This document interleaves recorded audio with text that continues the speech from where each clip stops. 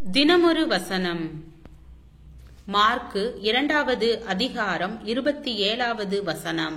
பின்பு அவர்களை நோக்கி, மனுஷன் ஓய்வு நாளுக்காக உண்டாக்கப்படவில்லை, ஓய்வு நாள் மனுஷனுக்காக உண்டாக்கப்பட்டது. ஆலயம் என்ற ஒரு இடத்தில் போய் நாம் பாடி துதித்து ஜெபித்து செய்கின்ற காரியங்கள் மட்டுமே ஆராதனை அல்ல.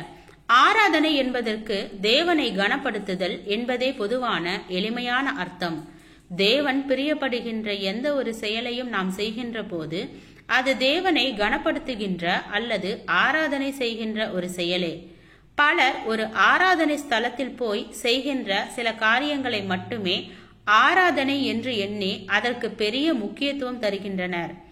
ஆனால் பிறருக்கு நாம் என்ன செய்ய வேண்டும் என்பதற்கோ எந்த முக்கியத்துவமும் தருவது இல்லை.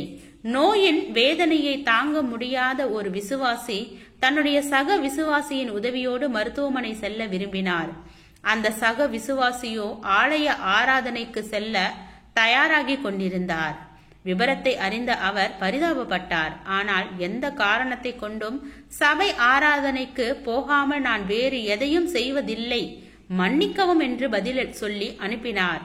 எதுவாயிருந்தாலும் சபை ஆராதனைக்கும் தேவனுக்குமே முதலிடம் என்பது அவருடைய கொள்கை.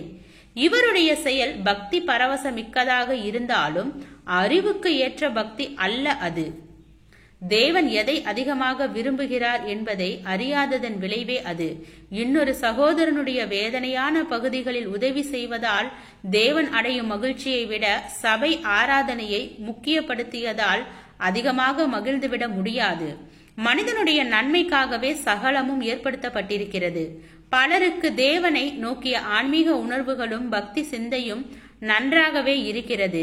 அதே வேளையில் பிற மனிதனை நோக்கிய அவர்களுடைய பார்வை தேவனுக்கு ஏற்ற சிந்தையை பிரதிபலிப்பது இல்லை.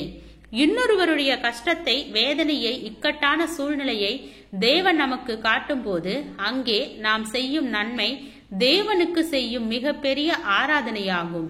விழுந்து கிடக்கும் ஒருவனை தூக்கி விடும்போது தேவன் கனமடைவதை விட அதனை கண்டு கொள்ளாமல் சில சமய சடங்குகளை அதிகமாக மதிப்பதால் அதிக கனத்தை அவர் அடைய முடியாது. ஜெபம். தேவனுக்கு ஸ்தோத்திரம். தேவனே, நாங்கள் எங்களுடைய வாழ்க்கையில் உம்முடைய சித்தத்தின்படியும் உம்முடைய வழிகாட்டுதலின்படியும் வாழ கிருபை பாராட்டும். ஆமீன்.